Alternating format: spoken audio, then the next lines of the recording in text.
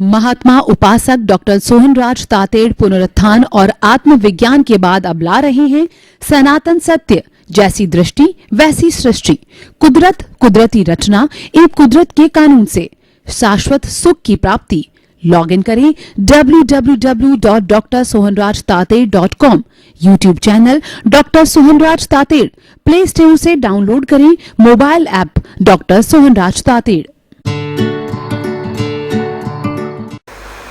ओम शांति प्रभो, जय शांति प्रभो, पार्श्वनाथ महावीर प्रभो।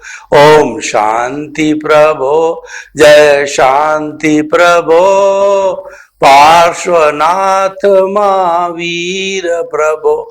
ओम शांति प्रभो, जय शांति प्रभो, पार्श्वनाथ महावीर प्रभो।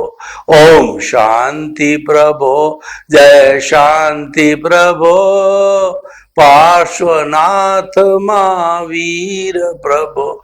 ओम शांति प्रभो, जय शांति प्रभो, पार्श्वनाथ महावीर प्रभो। भाई और बहनों, मातृशक्ति को नमन।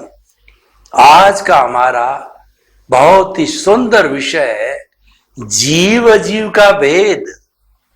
अगर हम जीव और अजीव का भेद जान लेते हैं, इसका मतलब पूरे ब्रह्मांड को जान लेते हैं, क्योंकि ये सारा ब्रह्मांड, ये सारा विश्व जो है जीव अजीव दो तत्वों से बना हुआ है।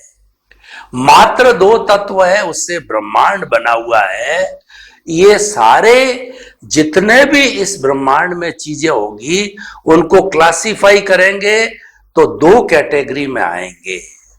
अजीव कभी जीव नहीं हो सकता, जीव कभी अजीव नहीं हो सकता, लेकिन दोनों आपस के अंदर वो मिल सकते हैं, आपस के अंदर मिश्रण हो सकता है। देखिए कि वो कभी भी जो है अलग हमेशा कैसे रहेंगे। मैं आपको एक उदाहरण देना चाहता हूं कि जो पानी का जो है एक हमारा बर्तन है, उसके ऊपर 8-10 बूंदे जो है घी की डाल दी, उसके बाद में खूब उसको मथा, तो मथने के बाद भी वो घी की बूंदे तो उसके ऊपर तैरती रहती है। जबकि नमक डाला तो पानी में घुल गया, चीनी डाली तो पानी में घुल गया और उसका टेस्ट खारा मीठा आदि बन गया। लेकिन वह जो है वो घी की बूंदें तो एज इट इज है, कितनी बार मतो वो एज इट इज। इसका मतलब क्या हो गया कि जड़ अलग रह गया, चेतन हो गया, वो अपने अपने अस्तित्व में रहते हैं। तो जो हमारा जड़ तत्व है, मैटर है, पुद्गल है, वह साधन है, और जो चेतन तत्व है वो साध्य है, क्योंकि चेतन तत्व की हाजिरी से ही कार्य होता है। मैं हाथ हिला रहा हूं, बोल रहा हूं, खा रहा हूं, पी रहा हूं, क्या आपने कभी सोचा है यह किसकी ताकत से हो रहा है? मेरे शरीर में ऐसा कौन सा एलिमेंट है जिसकी ताकत से मैं वो सब काम कर रहा हूं और मुर्दा नहीं कर पाता है? देखिए, सांसा जब तक आशा, जब शरीर के अंदर सांस रहती है, जब सबको आशा रहती है ये जिंदा है। परिवार के सदस्य भी कहते हैं कि ये हमारे घरकार के परिवार का सदस्य और जिंदा है। और जब सांस निकल जाती है तो राम नाम सत्य होता है। तो देखिए कि कोई व्यक्ति लास्ट डेथ बेड के ऊपर बैठा है, वो बातचीत कर रहा है, तो बातचीत करते करते आपको मालूम होगा कि वह किसकी ताकत से बात कर रहा है। वह चेतना की ताकत से बात कर रहा है। और थोड़ी देर के बाद में सीवियर हार्ट अटैक हुआ और उसकी लास्ट सांस निकली और डॉक्टर कहता है हार्ट फेल हो गया, नाउ ही इज डेड। अब वो मुर्दा बन गया, वो जड़ हो गया। इसीलिए हमें जड़ और चेतन के भेद को बहुत अच्छी तरह से समझना है। सबसे पहले हम परिभाषा करते हैं कि जड़, पुद्गल, एग्रीगेट, मैटर और इनएनिमेट किसको कहते हैं? जिसके अंदर वर्ण होता है, गंध होता है, रस होता है और स्पर्श होता है, और जो गलन मिलन धर्मा होता है उसको हम मैटर कहते हैं, जड़ कहते हैं। और ये फ्यूजन होता है, कॉम्बिनेशन होता है, कभी जुड़ता है, कभी टूटता है। आज मिट्टी है, कल वो सोना बन जाता है, सोना टूट करके जो है वो चांदी बन जाता है, ब्रक बन जाता है, मॉडल बन जाता है। हमारे भौतिक विज्ञानियों ने कुल 116 तरह के जो है वो तत्व, एलिमेंट्स निकाले हैं, वो सब इसके में से निकले हैं। यानी हर क्षण हर वस्तु बदलती रहती है। ये जड़ के रूप में कहा गया है, जड़ के रेफरेंस में कहा गया है। इसीलिए कहा गया है कि जो संचरण करता है वह संसार कहलाता है। तो ये सारा जड़ के संदर्भ के अंदर बात की गई है कि ये टूटता रहता है, गलन मिलन धर्मा है, जुड़ता रहता है, टूटता रहता है, और उससे हमारा संसार चलता रहता है।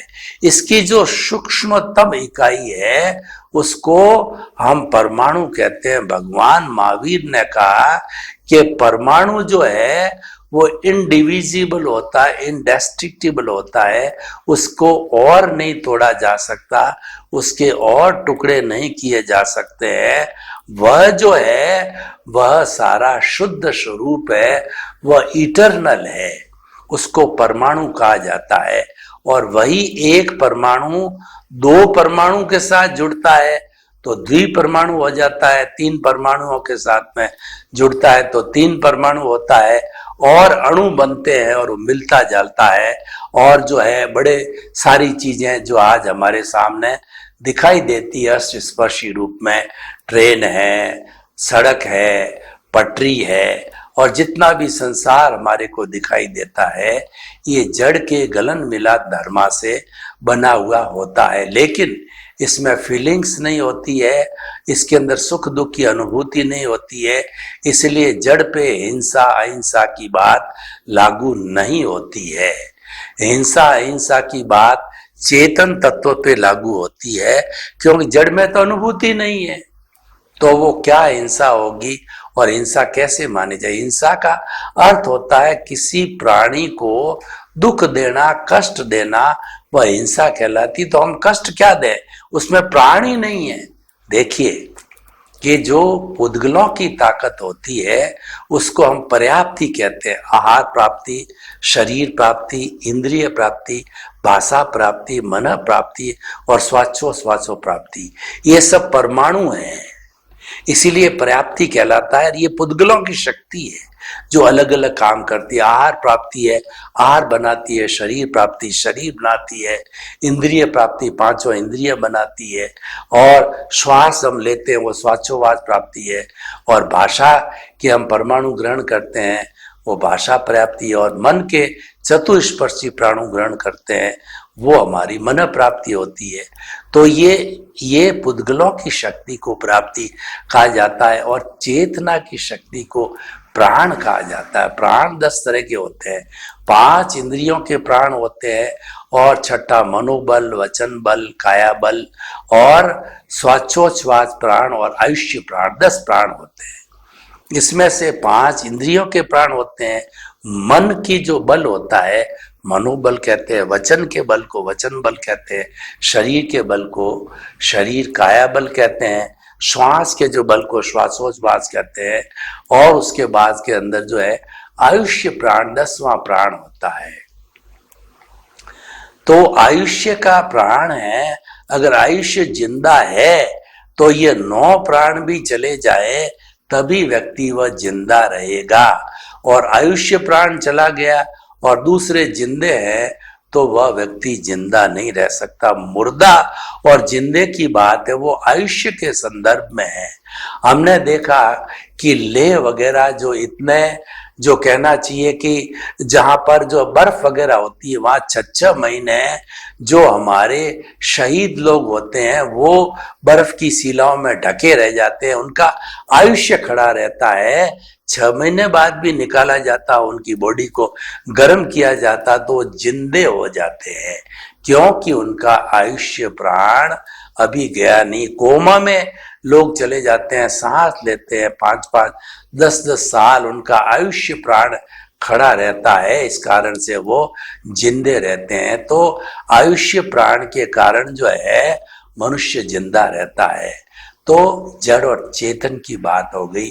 अब हम थोड़ा चेतन पे प्रकाश डालें। असंख्य चेतनामय परमाणुओं के पिंड को चेतना कहते हैं, और चेतना जो है जब ये कर्म रज के साथ मिल जाती है, यानी कार्बन शरीर के साथ में अनादि अनंत काल से ये मिली हुई है, इस कारण से वो कार्बन शरीर हमारा ज्ञान है, इस कारण वे दोनों मिले हुए हैं।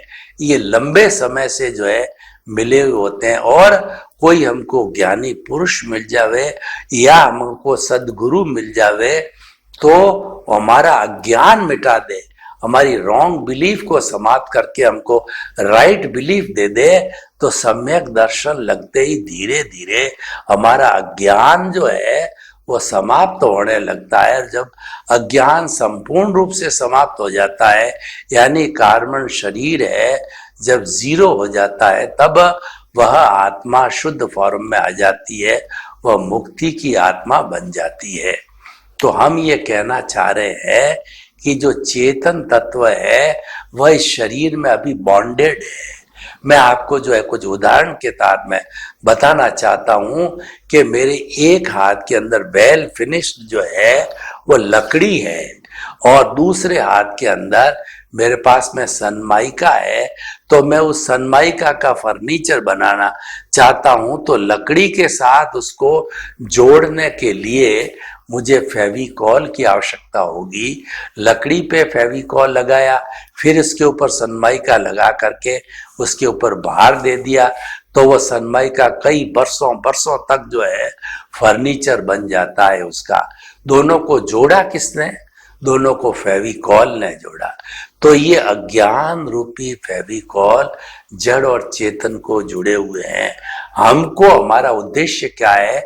मनुष्य जीवन की श्रेष्ठता किसके अंदर है कि जड़ और चेतन को अलग करो।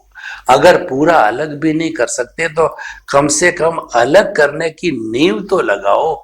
उसका नाम सम्यक ज्ञान है, उसका नाम राइट विजन है, उसका नाम है कि राइट बिलीफ है।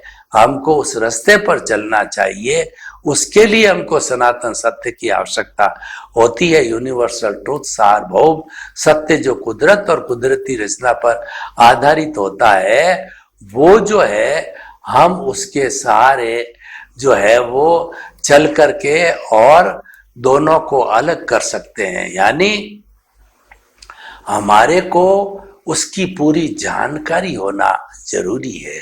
तो चेतन तत्व की हम बात करें तो चेतन तत्व का प्राधान्य है हमारे शरीर के अंदर, क्योंकि उसकी हाजिरी से सब काम होता है। चेतन नहीं है तो वी आर जीरो। मैं आपको उदाहरण देना चाहता हूं।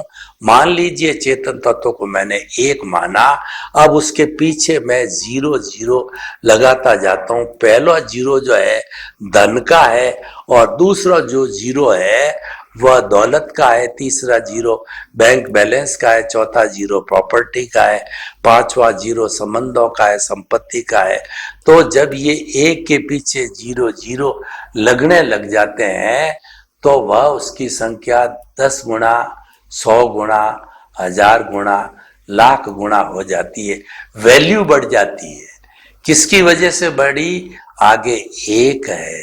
अब मैं उस एक को काट देता हूं, हटा देता हूं, तो आप बताइए इतने 0 लगे हुए हैं, उनकी कोई वैल्यू है क्या?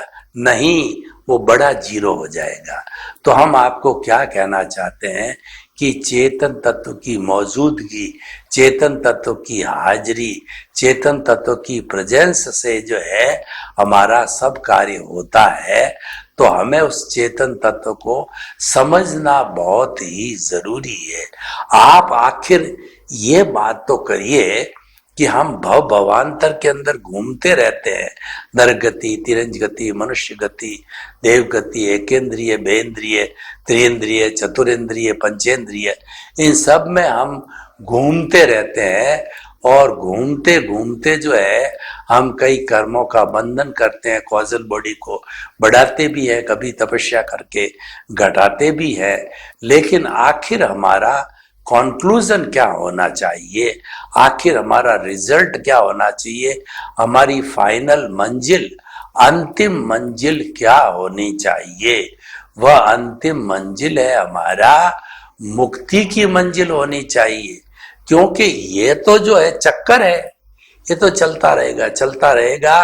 वो कोलू के बैल की तरह, कोलू का बैल क्या होता है, उसके आंख के पट्टी बांध दी जाती है, चश्मे लगा दिए जाते हैं, दिखाई नहीं देता है, और वो कोलू के चारों तरफ घूमता रहता है। तो वो तो देखता है मैं चल रहा हूँ चल रहा हूँ चल रहा हूँ चल रहा हूँ, 5 किलोमीटर चल गया, 10 किलोमीटर चल गया। जब उसकी आंख खोली जाती है तो उसको मालूम पड़ता कि मैं तो वही का वही खड़ा हूं। तो हमारी भी यही हालत है कि हम अज्ञान के वशीभूत होकर के, अज्ञान रूपी पट्टी बंधी हुई है, ज्ञानावर्णीय कर्म की पट्टी बंधी हुई है, तो हमको ज्ञान नहीं हो पाता है कि क्या हमने कुछ तरक्की या ना की। तो ये मनुष्य जीवन ऐसा होता है कि इसके अंदर हमें कुछ लक्ष्य बनाना होता है, क्योंकि मानव के अलावा ये कोई व्यक्ति दूसरा मुक्ति का लक्ष्य नहीं बना सकता। हमारा पुरुषार्थ चतुष्टय है, जिसको हम काम, अर्थ, धर्म और मोक्ष कहते हैं। काम और अर्थ है वह हमारे इस सांसारिक जीवन को चलाने के लिए होता है, और धर्म एक ब्रिज है जो हमारी अंतिम मंजिल मुक्ति है, उसको ले जाने वाला एक ब्रिज है। यानी धार्मिक क्रिया करना है, वह ब्रिज है। तो उस ब्रिज के जरिए जो है हम मुक्ति को जा सकते हैं। तो मन वचन काया की जितनी शुद्ध प्रवृत्ति, शुभ प्रवृत्ति है, वो सारा हमारा धर्म है। उस शुद्धि के कारण जो है हमारा जो है वो आत्मा की शुद्धि होती रहती है और हम मुक्ति की ओर बढ़ते हैं। तो भाई और बहनों, मैं उससे भी ऊपर आपको एक बात और बताना चाहता हूं कि आप मुक्ति में जाने के 2 रास्ते हैं। आपको यहाँ से बॉम्बे जाना है, तो बॉम्बे जाने के लिए अगर आप जो है बहुत वीआईपी व्यक्ति, आप पास में टाइम की कमी है, तो आप क्या करोगे, फ्लाइट पकड़ोगे कि मैं 2 घंटे के अंदर बॉम्बे पहुंच जाऊं। और एक व्यक्ति होता जिसके पास आराम से जाना चाहता है तो लोकल ट्रेन पकड़ करके 24 घंटे के अंदर बॉम्बे पहुंच सकता है। एक तो 2 घंटे में पहुंचा और एक 24 घंटे में पहुंचा। तो आप निर्णय करो, ये निर्णय करने में आप स्वतंत्र हो, क्योंकि जो जड़ तत्व है उस पर कुदरत के कानून लागू होते हैं। जड़ आते ही कुदरत जो है के ताबे आ जाता है और कुदरत उस पर शासन करती है, और कुदरत की चलती है, कुदरत व्यवस्थित शक्ति है। वो कहती है कर्ता मैं हूं, कर्ता साइंटिफिक सर्कमस्टेंशियल एविडेंसेज है और वही इनको चलाती है। लेकिन जो आत्मा की शक्ति, जिसको लब्धि वीर्य कहते हैं, उस चेतना के मामले में आप स्वतंत्र हो। कैसे स्वतंत्र हो, मैं आपको उदाहरण देना चाहता हूं कि बहुत अच्छी जो है बारिश हो गई है और एक किसान के बड़ा खेत है, वह अब जो उस खेत को जोतना चाहता है, तो वह अपने खरीफ की फसल, जिसके की खाली बारिश के ऊपर ही फसल होती है, उसको खरीफ की फसल बोला जाता है। तो वह खरीफ की फसल में 2 पोटलियां बीजों की बना के ले जाता है। राजस्थान जैसा प्रांत है जिसके अंदर की बाजरा फूड ग्रेन है, तो एक तो बाजरे का बीज की पोटली ले ली, और दूसरा उसके सहयोगी जो है मूंग है, मोठ है, ग्वार है, तिल है, ककड़ी है, उसके बीज है वगैरह है, वो सारे मिक्सचर डाला हुआ है। दोनों पोटली लेकर के, हल को लेकर के वह खेत में जा रहा है, अच्छी बारिश हो चुकी है, जमीन को समतल कर दिया गया है, अब खाली हल को चलाना है, बीज डालना है, तो वह चिंतन करता जाता है क्या डालूं, लेफ्ट साइड की पोटली डालूं कि राइट की डालूं। तो वो सोचते सोचते अंतिम समय तक भी वो कोई निर्णय नहीं ले पाता है, तो वो जो मिक्सचर वाली पोटली को उसमें डाल देता है और दिन भर के अंदर हल चला के पूरा खेत खड़ देता है। अब वो वापस घर लौटता है तो खेत तो खड़ दिया गया, बीज बो दिया गया है। Now you have enjoyed the seeds, now you will enjoy the fruits of those seeds. तो आपने तो अपना काम, आपकी स्वतंत्रता समाप्त होगी, आप स्वतंत्र हो गए। अब वो वापस लौटते वक्त रास्ते में चिंतन करता है कि हमारा फूड ग्रेन 12 महीने चलता है, घर की बाजरी है वो 12 महीने, उसके कई तरह के और अन्य अन्य जो है फूड प्रोडक्ट्स बनाए जाते हैं, अच्छी होती है, मीठी बाजरी होती है, उसको प्रिजर्व भी किया जा सकता है, तो 12 महीने चलती। मैंने गलती कर दी, पर अब पछताए क्या होता है जब चिड़िया चुग गई खेत। अब आप कुछ भी नहीं कर सकते क्योंकि आपने बीज बो दिया, आपकी स्वतंत्रता खत्म हो गई। अब उसके परिणाम आपको मिलेंगे। आपने तो अपना क्वेश्चन पेपर हल करके एग्जामिनर को अपनी कॉपी दे दी, अब एग्जामिनर जैसा रिजल्ट देगा, परिणाम देगा, उसके अनुरूप आपका जीवन होगा। तो इस तरीके से जो है हम चेतना के मामले में फ्री होते हैं, चेतना के मामले में स्वतंत्र होते हैं, जड़ के मामले में स्वतंत्र होते। इसलिए कहा गया है कि ये शरीर पिछले जन्म के कर्म के भुगतान के लिए मिला है, तो ये तो अपने ऑटो मोड से चलता है, ये तो मैकेनिकल है, ये तो डिस्चार्ज चल रहा है, प्रतिष्ठित आत्मा का है, तो इसको चलने दो। आप अगर कुछ भी नुक्ताचीनी करोगे, पैर अड़ाओगे, तो भी ये अपनी रफ्तार से चलेगा, और चुपचाप रहोगे तभी भी अपनी रफ्तार से चलेगा। तो आप एनर्जी क्यों वेस्ट करते हो? और तन्मयाकार होते हो, उसके साथ जुड़ने से आपको क्या मिलेगा कि आपने राग द्वेष को, कॉजल बॉडी को नए कॉजेस डाल करके और बढ़ा दिया और नुकसान कर दिया, तो आप तो उससे मुक्त रहो। इसीलिए हमारा सनातन सत्य का सिद्धांत ये जड़ और चेतन का भेद रेखा ये है कि मन वचन काया से मुक्त, ऐसा मैं शुद्ध आत्मा हूं। जब हम इस सिद्धांत पे आते हैं, इस टर्निंग पॉइंट पे आते हैं, तो हम ज्ञाता दृष्टा बन जाते हैं। यानी जो कुछ भी मन वचन काया का टेप रिकॉर्ड हम पीछे से भर के लेकर के आए हैं, जो फिल्म हम पीछे से लेकर के आए हैं, 60 साल की, 70 साल की, थिएटर में जैसे फिल्म चलती है, उसमें कोई करेक्शन हो नहीं सकता, कोई स्वतंत्रता नहीं आपको एक भी सांस अतिरिक्त लेने की। तो इसको आपको एज इट इज भुगतना पड़ेगा। भुगत रहा है, चलने दो, ये तो लेके आया है, ये तो भुगतेगा ही, तो आप क्यों परेशान होते हो? आप तो अपने ज्ञाता दृष्टा मात्र उसको देखते रहो। नो चिंतन at all, no reaction at all, कुछ जोड़ना नहीं, करना नहीं, वो ज्ञाता दृष्टा की स्थिति होती है। और उसी को ही हम दृष्टि विज्ञान कहते हैं कि आपकी जो है जैसी दृष्टि वैसी सृष्टि। आप नजर बदल दीजिए, नजरिया बदल जाएगा, आप दिशा बदल दो, दिशा बदल जाएगी। यानी आप जो है, जो भुगतान चल रहा है उसके साथ नहीं मुड़ करके आप चेतना के अकाउंट में, ज्ञाता दृष्टा में रहिए। चेतना की बात कीजिए, चेतन तत्व क्या है, चेतन तत्व के क्या गुण है, इसकी भजना करो और इसके पास बैठ करके आप जो है गिड़गिड़ाओ, आप मुक्ति की गुहार करो, क्योंकि मुक्ति जाने वाला तत्व यही है। मुक्ति जाने वाला तो मुक्ति स्वरूप ही है, भीतर बैठा है, वो तो खाली अज्ञान को मिटाना है। और अज्ञान कब मिटेगा? ज्ञाता दृष्टा रहने से मिटेगा। कुदरत और कुदरत के कानून का सहयोग लेने से मिटेगा। तो हम आपको क्या कहना चाहिए? जड़ और चेतन की भेद रेखा क्या है कि दोनों साथ साथ रहते हुए भी भेद विज्ञान करो।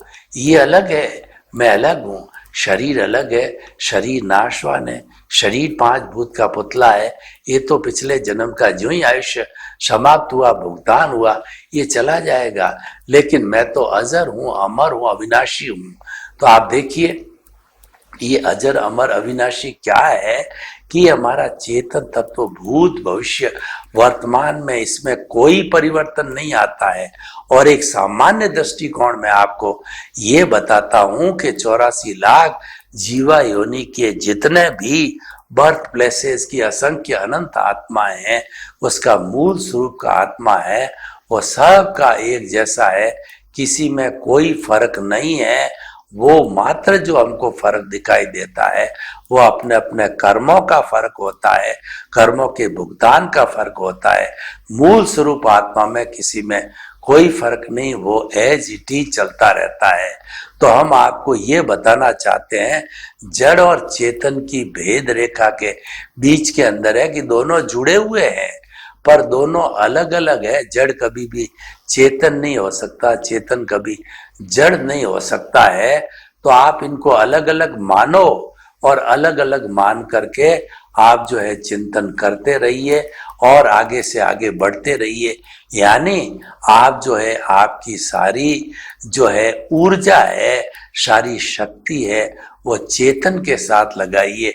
हरि अनंत, हरि कथा अनंत। आप ये मान के चलिए कि मेरा ये चेतन तत्व है, ये तो जो आज्ञा चक्र है, जो दर्शन केंद्र है, यहाँ पर निवास करता है। और ज्ञानी पुरुष ने जब आपको ज्ञान दे दिया तो ज्ञान दे करके इस आत्मा से जो है एक भाव सत्ता बाहर निकल जाती है। मूल स्वरूप वाली आत्मा अक्रिया है, वह कुछ भी नहीं करती है। जो कुछ भी हमारा पुरुषार्थ होता है, चाहे हमारा रियल पुरुषार्थ है या रिलेटिव पुरुषार्थ है, वह सारा पुरुषार्थ है हमारी जो प्रतिष्ठित आत्मा करती। जैसे जैसे हम प्रतिष्ठा पिछले जन्म में डाल के आते हैं, चार्जिंग करके आते हैं, वो हमारा चार्ज होता है, वो प्रतिष्ठित आत्मा का चार्जिंग पार्ट होता है। और जब हम उस जन्म के अंदर जो मृत्यु को प्राप्त हो जाते हैं तो इस जन्म के अंदर वही प्रतिष्ठित आत्मा जो है पुनः हमारी डिस्चार्ज प्रतिष्ठित आत्मा बन जाती, जिसके अंदर मन बुद्धि चित्त अहंकार है। वो हमारी प्रोसेसिंग फैक्ट्री है कि वह डिस्चार्ज हो रही है। लेकिन डिस्चार्ज के साथ साथ में अगर जो भुगतान चल रहा है उसके साथ तन्मयाकार हो जावे, उसके साथ में जुड़ जावे, उसके साथ संपर्क कर जावे, तो फिर नए कॉजेज बढ़ते हैं, यानी नया चार्जिंग हो जाता है। और उसके साथ तन्मयाकार नहीं होते हैं, मान लो सिर्फ वो ज्ञाता दृष्टा रहती है, वो दृष्टि विज्ञान में ही रहती है। ज्ञानी पुरुष को दृष्टि विज्ञान में ही रहना चाहिए, ज्ञाता दृष्टा में ही रहना चाहिए, रहता है तो no causes at all. When there is no causes at all means no new birth is there. और जो कुछ भी हमारा पिछले जन्म का ये जो बर्फ की सीला रूपी जो है इकट्ठे हुए है, हमारे भुगतान के कर्म है, ये 2 4 5 भुगतान में पिघल करके और ये समाप्त हो जाएंगे। और फिर हम जो है एकदम से शुद्ध अवस्था के अंदर आ जाएंगे, सब कॉजल बॉडी को समाप्त करके। तो भाई और बहनों, हम आपको जड़ और चेतन के भेद के माध्यम से ये बताना चाहते हैं कि ये दोनों अलग अलग है, दोनों को अलग अलग मानना चाहिए। और उसके अलावा जो है चेतन तत्व की जानकारी करने के लिए हमारा श्वास आ रहा है तो श्वास को भरते हुए बोलिए मैं, और श्वास को छोड़ते हुए बोलिए शुद्ध आत्मा हूं, मैं शुद्ध आत्मा हूं, मैं शुद्ध आत्मा हूं। जब हम जो है वो ये भरे श्वास को, पेट फूलना चाहिए, और जब श्वास को निकाला जाए तो पेट सिकुड़ना चाहिए। भरते हुए सांस के साथ के अंदर मैं, निकलते हुए सांस के साथ में शुद्ध आत्मा। और हम यूं भी कह सकते हुए भरते हुए सांस के साथ में मन वचन काया से मुक्त, निकलते हुए सांस के साथ में शुद्ध आत्मा हूं। यानी मन वचन काया तो जड़ है और जो आपका चेतन तत्व है वो शुद्ध आत्मा है। दोनों साथ रहते हुए भी दोनों को अलग अलग महसूस करना और मुक्ति में जाने वाला तत्व चेतना है, उसके साथ जुड़े रहना का अर्थ है कि हम मुक्ति की ओर जा रहे हैं। सर्वे भवन्तु सुखिनः, सर्वे सन्तु निरामया। लोक के सब जीवों को सुख मिले, शांति मिले, आनंद मिले, प्रेम मिले, सौहार्द मिले और सब शाश्वत सुख को प्राप्त करें, सनातन सत्य को प्राप्त करें। आपके प्रति मंगल भावना। महात्मा उपासक डॉक्टर सोहनराज तातेड़ पुनरुत्थान और आत्मविज्ञान के बाद अब ला रहे हैं सनातन सत्य, जैसी दृष्टि वैसी सृष्टि, कुदरत कुदरती रचना एक कुदरत के कानून से शाश्वत सुख की प्राप्ति। लॉग इन करें www.drsohanrajtated.com, YouTube channel doctor Sohanraj Tated, play store से डाउनलोड करें mobile app doctor Sohanraj Tated.